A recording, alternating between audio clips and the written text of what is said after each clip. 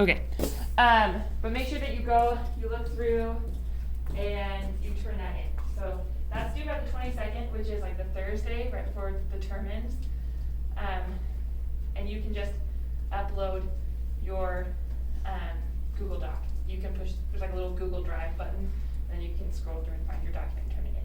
And you can turn that in early, obviously. Questions about that? Okay, cool. When is all your late work due? 20. When's your choice book due? 20. Awesome. Okay, and then all of the To Kill a Mockingbird stuff, I guess except for like the story and place that goes in your writer's notebook, right? It's gonna go on term 2. You should have it done, like on time, right? But I just wanted to put all that stuff on term 2's grade. So the due dates stay later, but just get it done. Yes? Oh wait, so I did the To Kill a Mockingbird assignment like this week and stuff.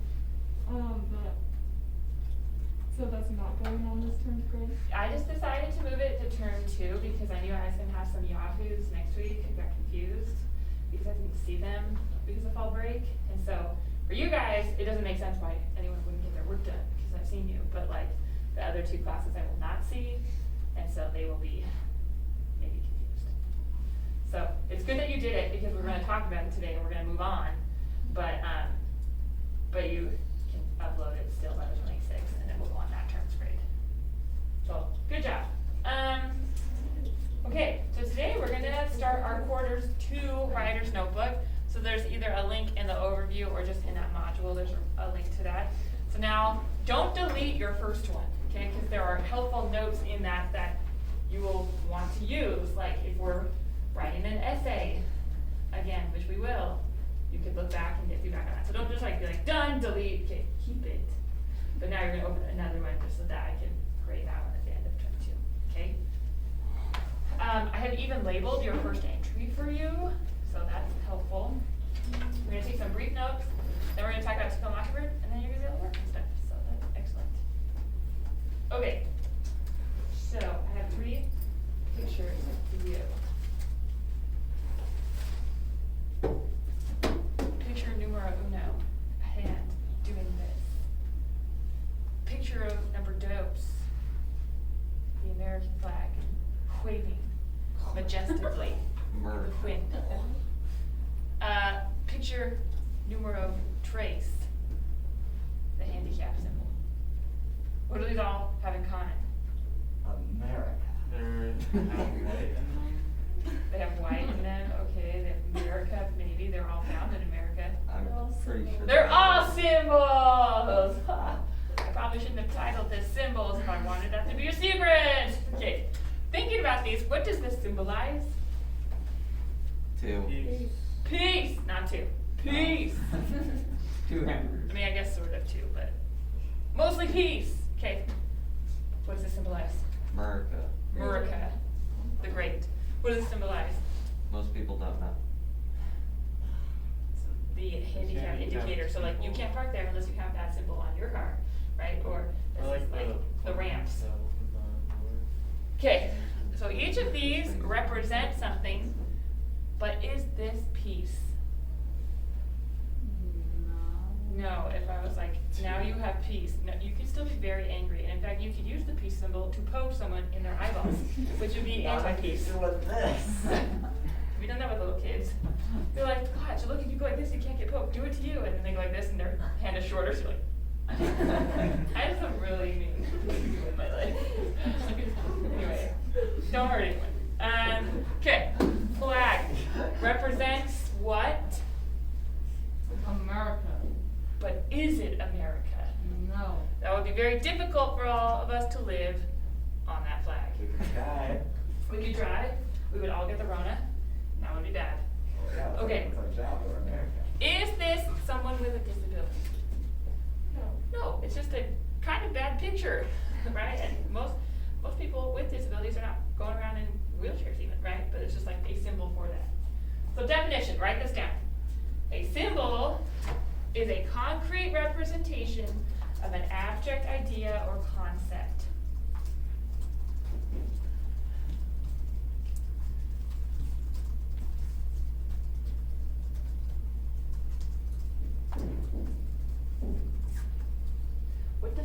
concrete mean? Like Set in stone. real, like Real. exact. Physical. Physical, you can interact with it, with your senses, right? What does abstract mean? I believe in you. Like an idea. An idea, something conceptual, something that you can't interact with your senses, right? So we take something that is concrete, that we can either see or perceive or feel, and then we use that to talk about something that we can't. Because if I was to say to you like, okay, let's talk about love, like here, I will give you love. That doesn't really work, right? Or like, freedom, here you go. Yeah, it doesn't really work. It would be nice if it worked like that. If that was how world peace worked, you're like, here, got some extra world peace. Yeah, don't spend it all in one place, right? Like, that would be nice, but we can't. And so we use other symbols to talk about those things so that we can understand them, right? So thinking about symbols, why do people use symbols? What do you think? To represent something. To represent something, CJ? Maybe to like put or give it like personification. Okay, personification, so give it some qualities, like it, and what would that do if we like gave qualities to something abstract? Maybe make it stand out. Make it stand out, more memorable, make those qualities of that abstract thing turn, or be more sense-making? I'm not sense-making right now. Okay, here are some things beyond what you guys said, what it does, so write these down. Symbols can help us to think about something more deeply. So we're like, oh, I didn't perceive it like that. Or like, wow, that brings up this other thing that I wouldn't have. So they allow you to make connections that you wouldn't make otherwise. Like, oh, I didn't even see that similarity, but now I'm seeing this whole other aspect of this abstract thing that causes to think about it, or causes me to think about it differently. And then there are universal, and thus more readily understood and recognized. So they simplify things, or they like, a large group of people could be like, okay, like, I recognize that thing. Or in literature, if you have like, there are certain symbols that kind of in every piece of literature symbolize similar things. So those can be, like if you're writing like a fable, or like a, think of like an allegory, you might use some of these symbolic things to just like quickly get the reader on the same page as you.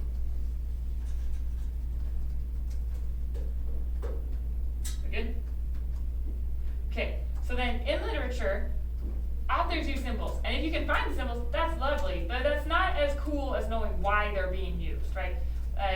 Like you can train dogs to recognize things, right? Like, or little children to be like, yeah, there's a symbol. But like analyzing those symbols, that's what's cool about symbols in literature. So, when you analyze symbols, there are 4 steps. Write these 4 steps down. You can just do like 1 dot. I just felt a little extra decided to write the word. First, you want to think about the symbol. And then you want to think about what the symbol represents.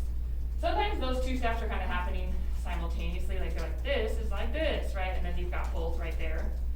But you want to think about the attributes of the symbol. Think about the attributes of what is being represented by that symbol.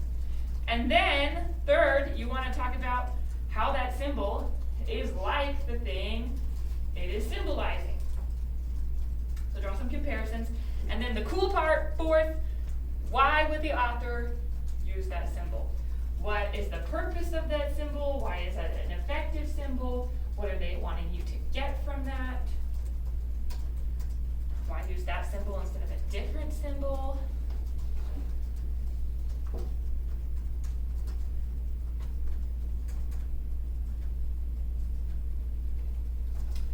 We're going to practice using these 4 steps on 2 symbols. Okay, the first one we'll walk through together, but you're going to write down the steps in your notebook as we do it. So, first symbol, this is a quote from a play called As You Like It by Shakespeare. He says, all the world's a stage, and all the men and women merely players. They have their exits and their entrances, and one man in his time plays many parts. So, looking at our first 2 steps, what are being compared?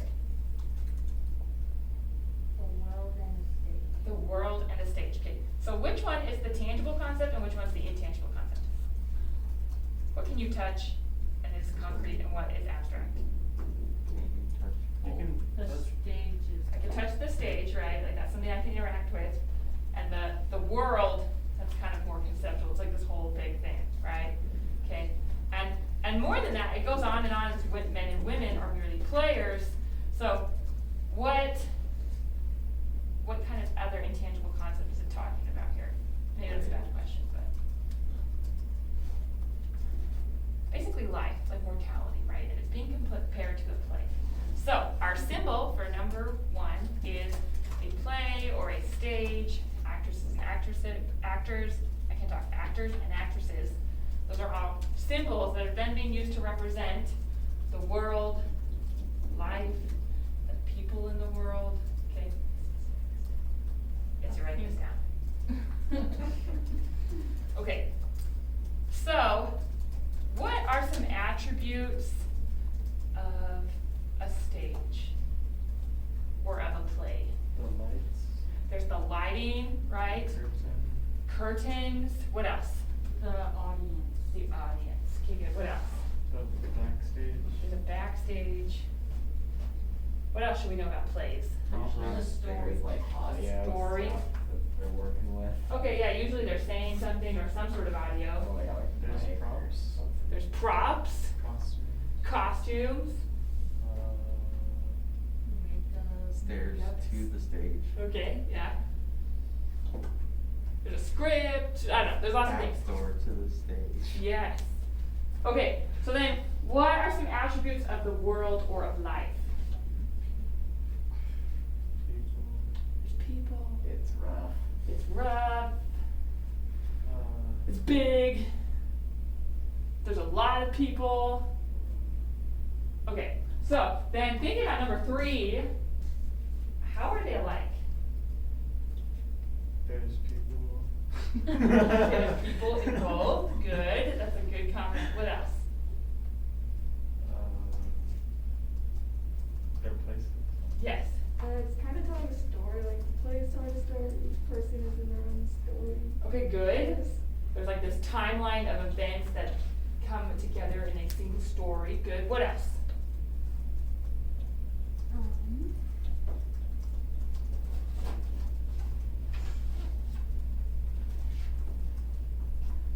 Let's look at some of this other stuff that they say. So they all have their exits and their entrances. How is that like the world or like life? Birth and death. Birth and death, right? People are born and then they die in the world. It's like people enter play and then exit.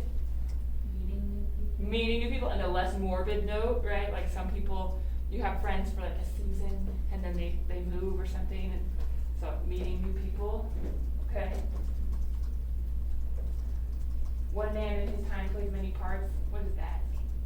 You could be like a son and then you could be a dad. Okay, yeah, there's like a lot of different roles we play in our lives. You guys are a student, you're also athletes, you're also like son or daughter, or brother or sister maybe, You could be like a aunt. yeah, okay? We find ourselves on the different sides of everybody's stories. Yeah, depending on whose play this is, we're gonna get a different story, right? I'm embarrassed to admit this, but that new Twilight book that came out, Midnight Sun, right? The first time the story is told from Bella's perspective. This new book is the same story, but from Edward's perspective. And let me tell you, she was right to write it from Bella's perspective, because it was not as interesting from Edward's perspective. But from a nerdy note, you got some gaps filled in that maybe you wouldn't have known before, right? So if she started with that book, everyone would have been like, next, right? But their roles change because someone else is telling the story, right? Okay, so then why use this symbol? What does this cause us to think differently about life, or why is this a good symbol for life? What lessons can we take about this from life?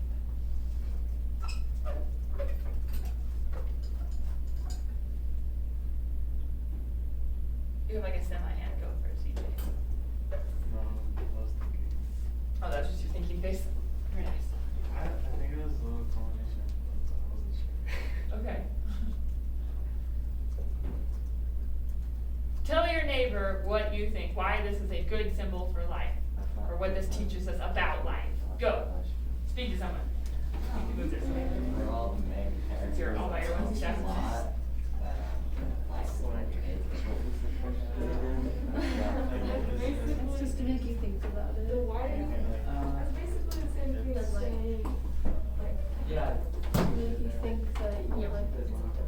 character in someone else's story. Yeah. It's like, Where's my what's the name of this? I don't know. Oh, just the video of it? What part what it represents with representation? Okay, what do you guys think? What did you say to each other? Or you can volunteer what someone else said.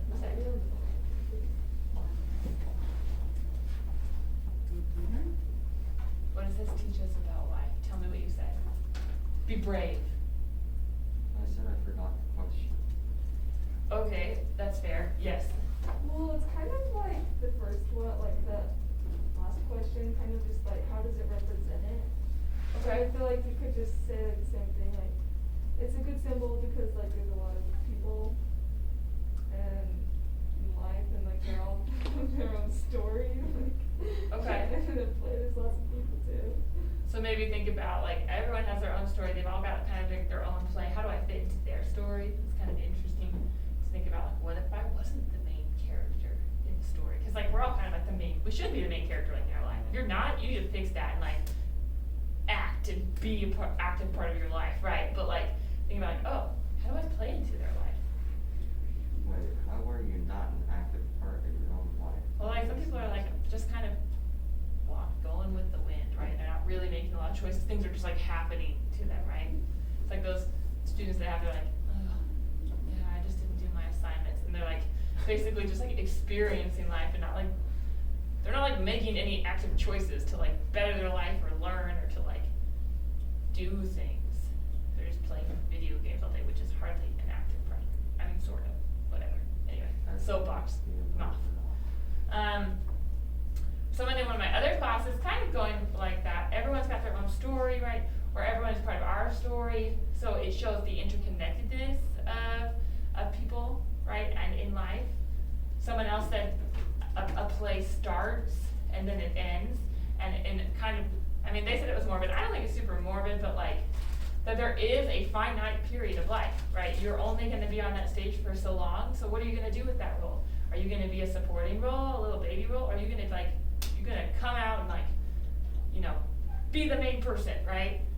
So it's kind of showing like the finite nature. Plays Yes. are scripted. Okay. Which means you do not really have any self-choice. Okay. In the whole world of stage. And that's a huge theme in Shakespeare, is the idea of fate versus free will. And so in some ways, maybe they're saying fate controls your life, right? And you don't have a choice, which could be kind of like a dark thing to think about, that like all of our actions are already accounted for. We don't really have a choice. We just are and have nothing, no say in what happens to us, right? So it would make sense that Shakespeare would kind of imply that maybe in this. Any other thoughts on this symbol? Okay, we're gonna do another one, and you're gonna do it by yourself first. This is a more familiar symbol. Laugh is like a box of chocolates. Okay, so walk through the 4 steps of analyzing your symbol, and we're gonna talk about it. Forrest Gump. I've never seen that movie. Oh, it's so excellent. That you should do. You've never seen it? It's like the American I Odyssey. mean, my parents are like really big on Tom Hanks, so like every weekend if they like choose a movie to watch, it like stars Tom Hanks. They're always like, oh, Forrest Gump is the worst movie. What? I don't know. They are wrong. They watch this video, that's fine. I'll go down, I'll double down. You're wrong. It's a great movie. It's one of the, I think it's one of his best. It's so cute. It's like this guy.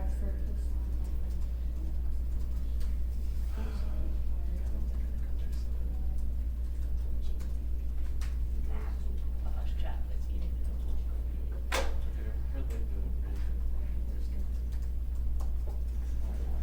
Yeah, that's from Forrest Gump. He's like running away from like these people in church. They're just trying to beat him up.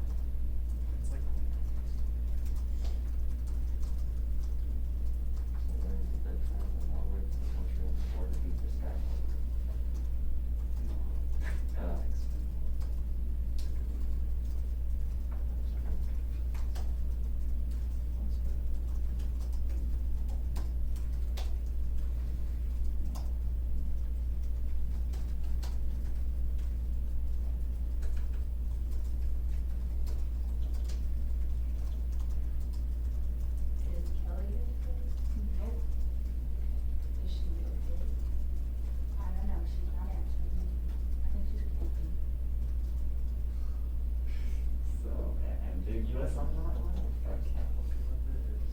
So she's not. You never know what you're gonna get. Oh, that's like. That's the whole Oh, I got scammed by MF. Is Mark?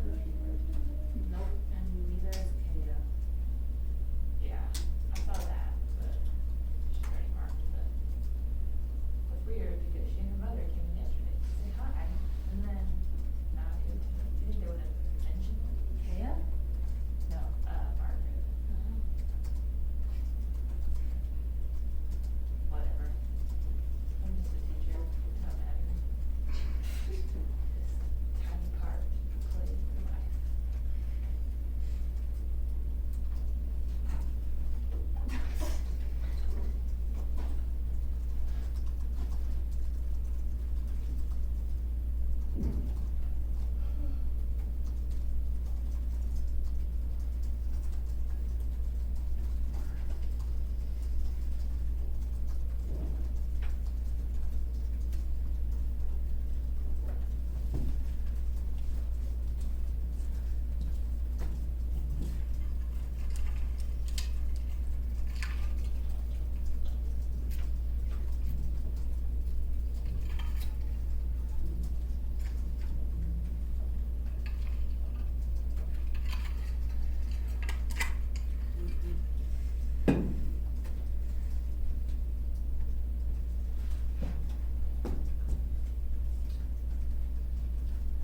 Okay, turn to someone next to you and tell them about your analysis of the symbol. Go! What do you think? The box of chocolates. Start this time. You have to decide the chocolates with all different flavors. It all tells you that. And so in life, you never know if you're gonna get. It's like, Make it's a little. like, variety, And and each one is different. you can share your life with the people you love, with your friends, with your family. Not a good one. Sight, there's some things you get that you The like. author used this to encourage people to live their Well, lives. I mean, there's like variety. And to share it, share their box of chocolate. But chocolate's chocolate. It's like, it might have like chocolate, but then Then again, strawberry, like cream. a career is a career. There might be like chocolate with like caramel and All right, let's kind of skip down to number 3 on this one. So, how is life like a box of chocolates? TJ?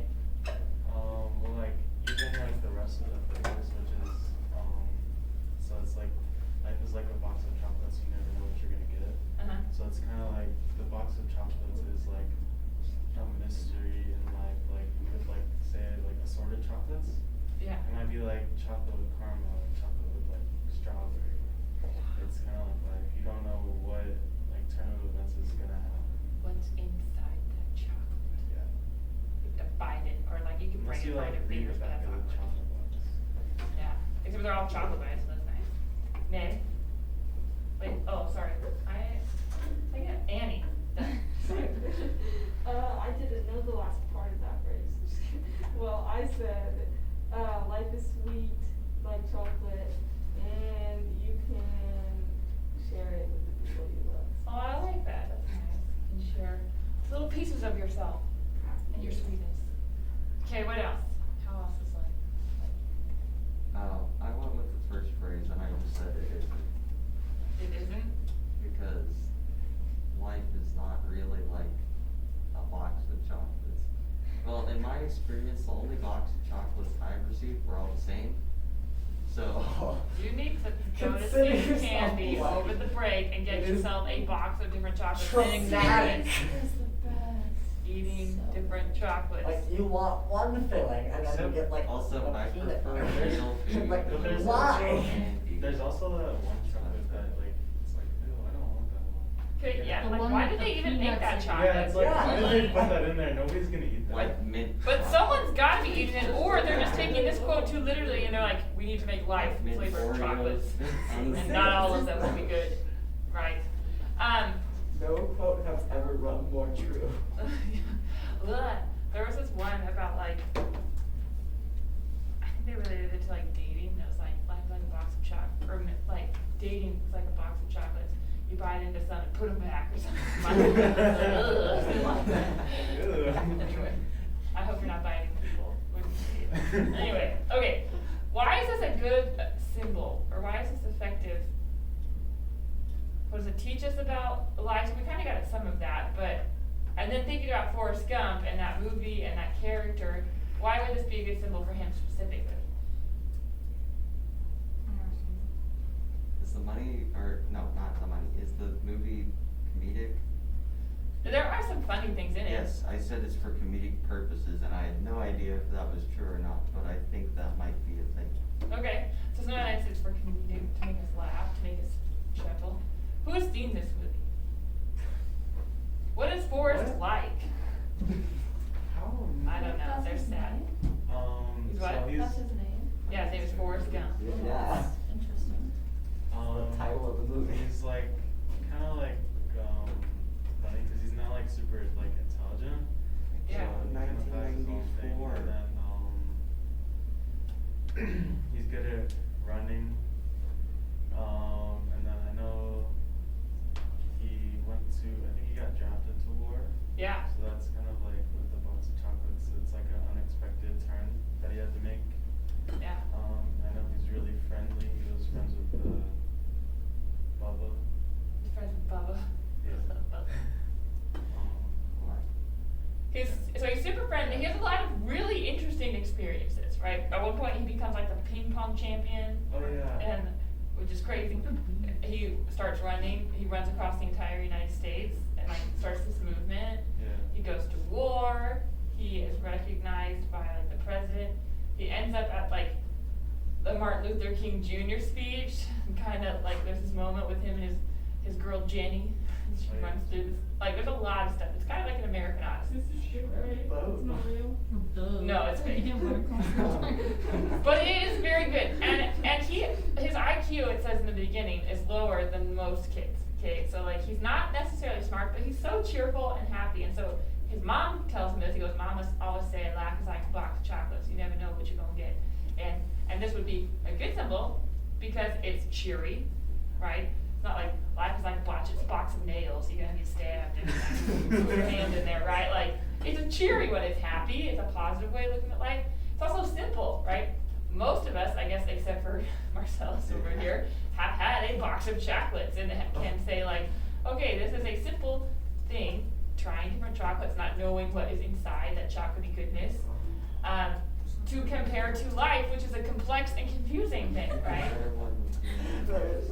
It gives us some lessons about like rolling with the punches, you know, like experiences and the uncertainty of life. But just remembering that, like, you know, even though you may not like all choices equally or experiences equally, like at the end of the day, I think life is a sweet thing, right? It's like a, you know, what else would we be doing?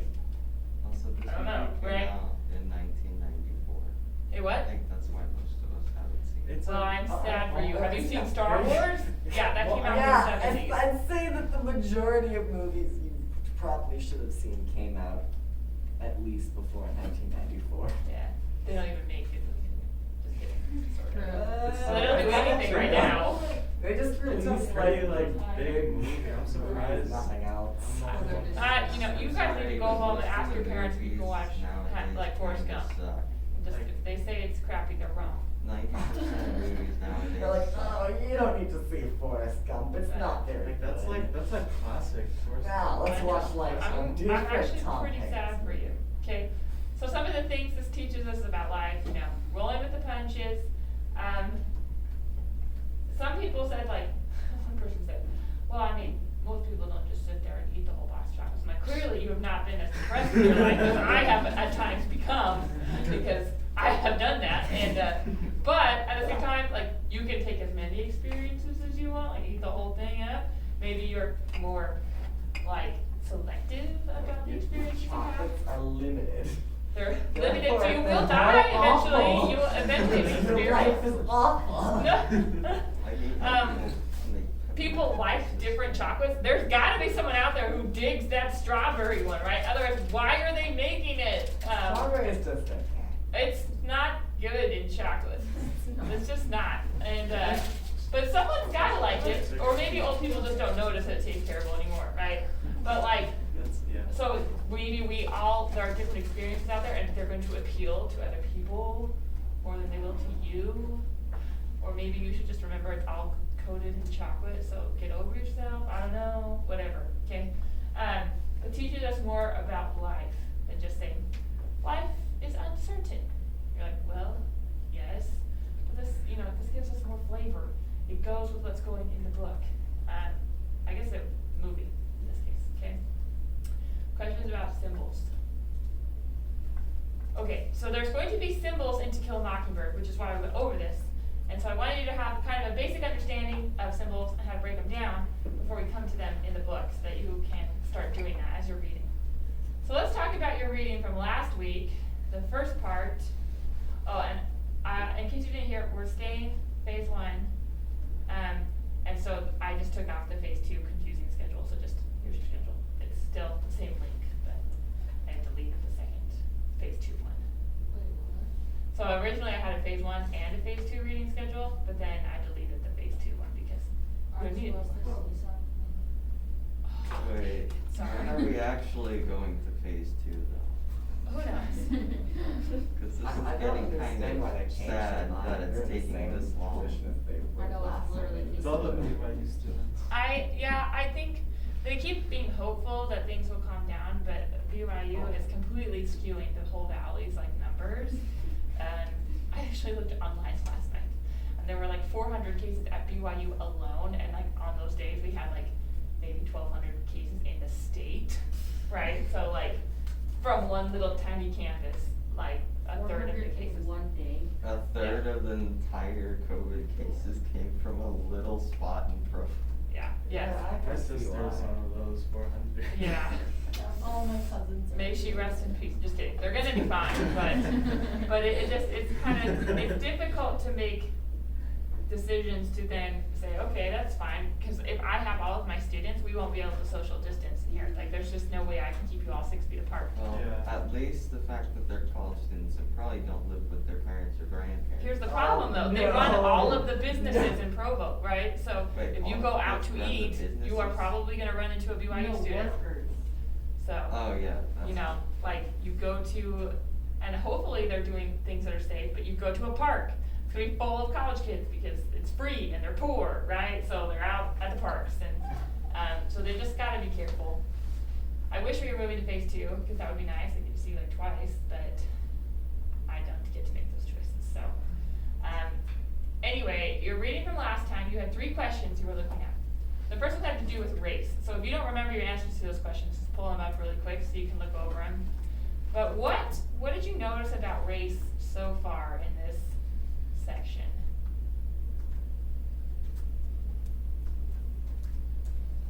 Was this last time?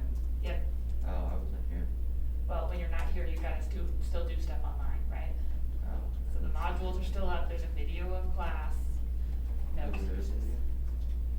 Yeah. Yes. I remember there was like, they had slaves. They didn't have slaves, but Oh, no. Calpurnia is who? The book. Right. They're made, like they're cooked, they're kind of, help, like the help, right, for, Atticus and his I family. believe the proper term is a servant. Yeah, sort of, but they're paying her, so, well, I guess they pay her too. That would imply that. I'm sorry, yes, you're right. Slave, servant, different things. Yeah, so she helps with the house, right?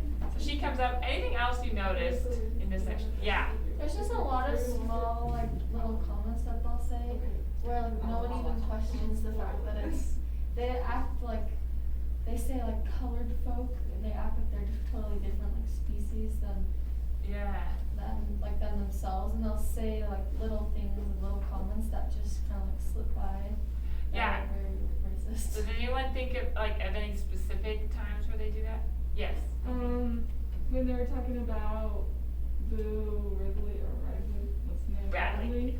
When they were talking about his story, they said they kept him in like the courthouse basement because they didn't want to put him in the jails with all the black people.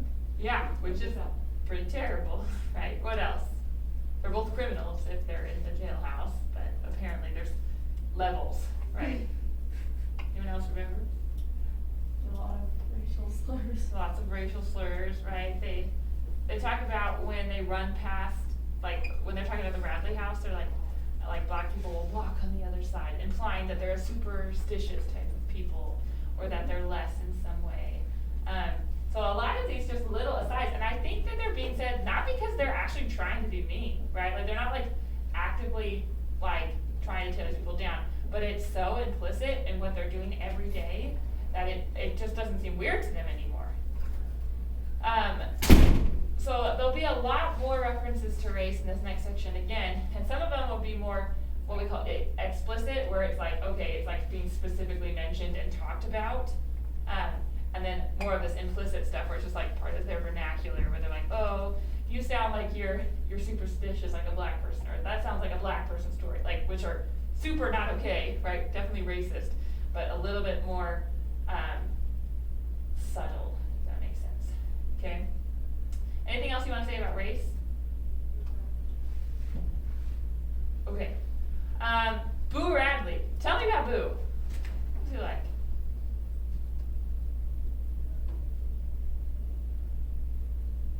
Elijah, tell me something about Boo. Well, I mean, they feel a lot of like mystery surrounding him, so they fill up their time by like inventing things about him, and they like mystify the whole idea of Boo Radley and make it a lot bigger than what Big actually is. Okay, cool, yeah. Him and his family kind of stick to themselves, right? And so they make up all these stories about him. They actually like act out his life and like, because they don't have TV, right? So they make up little games and stuff. And he's definitely mystified, right? How do they describe him? What are some physical characteristics that Jem gives him? Andy? I wrote it down.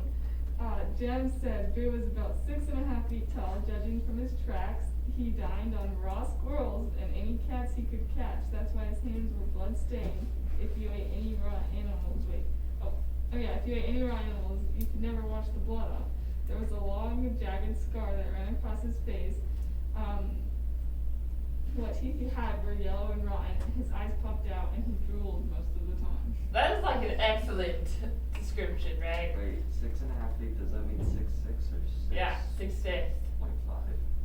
I mean, both are the same, right? 6.5 and then 6 feet, 6 inches. No, I mean would be- like 6.5 inch. Oh, no, 6 and a half feet, Okay. so talking like 76 inches, something ridiculous. Okay, now, how realistic is this description of Boo? Give me thumbs up if you think this is real, thumbs down if this is not. Okay, good, look at that interaction there. You can do this. Yeah, it could be. You think it's real? Okay, how would they know? He never comes out. So how could there's no way they could know that that's what he looks like, right? They're making this crap up. They're kids. What's his name for reals? Is it Boo? Arthur. It's Arthur, right? So they even they give him this name and they describe him much like a phantom or a ghost. If he breathes on your flowers, they'll freeze and die. Like, a lot of the bad things are like attributed to him. Even when they find out it's not true, they're like, it just feels right. Right? So, weird. And his family is kind of reclusive anyway. They kind of act like they're quarantining from COVID way before COVID, right? Like, they don't come out, they don't go to church, they're not really social. And so, Arthur is even less social than everyone else. So, they portray all these crazy stories. Well, he used to like not be social, or he used to not be not social. Like, Yeah. He used to be in like a gang and like out of the city all the time. Yeah, right. He gets caught, and my favorite charge on that is the swearing in the hearing and presence of a female. They're like, why did you add that? Well, they talk so loudly that I'm sure that every woman in the town heard, right? Like, just ridiculous. So, when he was younger, he got into a little bit of trouble. It wasn't too bad, right? But then he was like never seen again, right? So it was kind of sad. He's like shut away. And we don't really know why he stays inside. Is he being forced to? Does he like it in there? Is he even alive still? We don't know. We're going to hear more about him in tonight's reading. Okay, and lastly, Burris Ewell and Walter Cunningham. Who are these kids? Let's talk about first the Ewell family. And you may think it's Ewell, but it is Ewell. Because like a female sheep is called a ewe, right? E-W-E. Ewell. Everybody say Ewell. Ewell. Okay, there you go. So, tell me about the Ewell family in Burris. I believe in you. Someone knows. Yes, Amy. Bruce Ewell, he's one of the kids that go to school, but he only goes to school one day out of the whole year. Why? Probably because he doesn't have a mom. Yeah. His dad, he's not, from what they explained, his dad isn't really responsible. Like, he's probably just like drunk and spending all their money all the time. That's why they have like, exceptions, like they can hunt out of hunting season and stuff. Yeah. But yeah, he's poor and Good. he's dirty. Got cooties, like literal cooties, like the bugs. Right? Yeah, so their family is not super well off. Their dad's drunk. He doesn't have a job. He's on welfare, and he spends all that money in alcohol. So everyone kind of turns a blind eye when he goes hunting out of season, because they know that he's not going to be able to provide food for their family because he's never going to stop drinking alcohol. So fine, whatever, right? Where do they live? They live next to the dump. Okay, now, I don't know if you're up on your real estate, but that is not prime real estate, okay? Next to the dump, that is not where you want your house, okay? But that's where they live. Okay, now let's talk about Walter Cunningham. Who is Walter Cunningham? He comes up very briefly. What does Scout do to Walter? What is that? Beats his face, right? It's like she is mad, and why is she mad? Yes. She tried to stand up for him, or like explain why he's not gonna buy lunch with the teacher's money, because he couldn't afford to return that money, right? Yeah. And then she got in trouble for it, so that's why she beat him. She tries to beat him up, right, yeah. So these families are both poor, but Walter Cunningham, he's got pride, but not like in the sense that like he's prideful, right? But like they are honorable, right? And like if he can't pay you back, he's not gonna borrow something because like that would be dishonorable. He also doesn't have shoes, right? He doesn't have a lunch because they can't afford it. And yet when they go to lunch, Walter's able to have a really complex conversation about farming with Atticus that both Jen and Scout are like, what? Right? And yet he never graduates first grade either. And why is that? Yeah. He's always helping his dad on Yeah. the farm. Yeah, he's got to help with the farm because, you know, they don't have money to hire other people to do that. So, both of these characters, both of these families are poor, and yet the Cunninghams live on like this other level. They're just more honorable and reputable people, whereas like the Ewells are completely like crazy white trash rednecks over here by the dump, right? So, these are going to be important later, so that's why I put them on now, so that they're on your radar. Okay, any questions about your reading last night that you just wanted clarification on? Anything you just want to say about it? That's what I figured. Okay, then tonight, you are going to read from pages 77 to 149. It's like 10 pages a night, maybe like 12, okay? If you just don't look at TikTok for 20 minutes, you could get it done in that same amount of time, okay? So the questions, there's going to be 5, because there's a few more things I want us to look at. First one, talk about Boo Radley again. He comes up again. What interactions do the children have with him in this section? And do their opinions change at all from his first mention in like the first 76 pages? Second one, the knot hole in front of the Radley yard. They find more things, right? This kind of starts in the last section. What do they find in the first section? Gum and Gum. pennies. And little Indian head pennies, right? Those are about the turn of the 19th century. I guess that's the 20th century. I can do that math thing. The 1900s, right? So these are old pennies, but not quite as old then because it's only 1930 then. So who do you think's leaving this stuff for the kids? Okay, they'll leave some more stuff. It's exciting. First mention of the mockingbird in this section. Why is this book called To Kill a Mockingbird? We have no idea because they haven't talked about it yet. if they name a book something like To Kill a Mockingbird, your question should be, why the crap is it called To Kill a Mockingbird? Especially when it's not a book about murdering mockingbirds.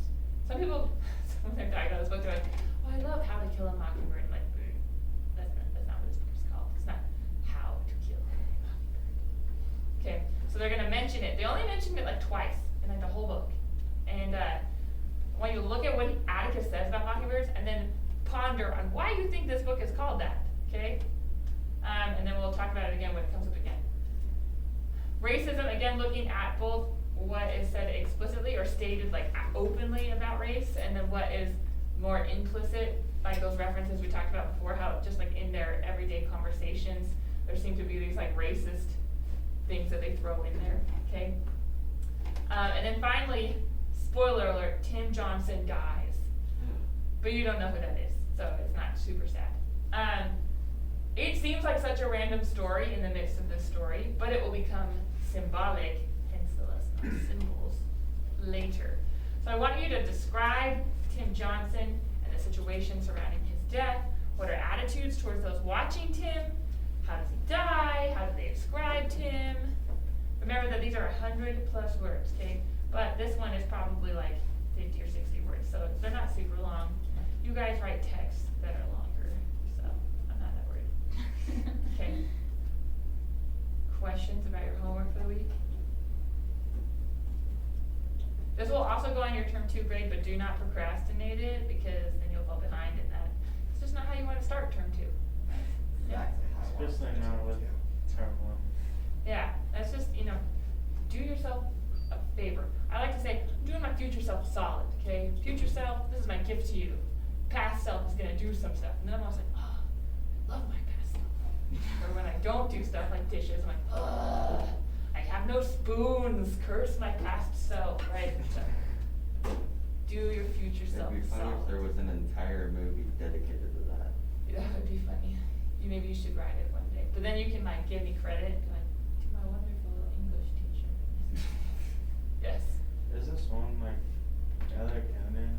There's this one anime where like this guy he has to like go back to like fix a bunch of like mistakes and Oh, like nice. keep his friends from getting like kidnapped in like the 5th grade and getting killed and his mom getting killed and he gets framed for it. Oh, Sounds So he has to go back and fix all the. yeah. I'm glad that my past self didn't have that experience. Is it called like Erased or Yeah, yeah, something? Erased, My yeah. brother watched that, it's the scariest thing of my life, I didn't know. What? It's not not a- no, it's true. not that I've only bad. seen I haven't questionable watched anime animes, for really, like, but, like, I'm doing exactly my seen that review bad on from what I did I'm doing my see. review on Interesting. Death Row. Okay, any questions before you get to work for the last 10 minutes? All right, I've only watched that, so yeah. enjoy. If you forgot a book today, you can just borrow one of these up here.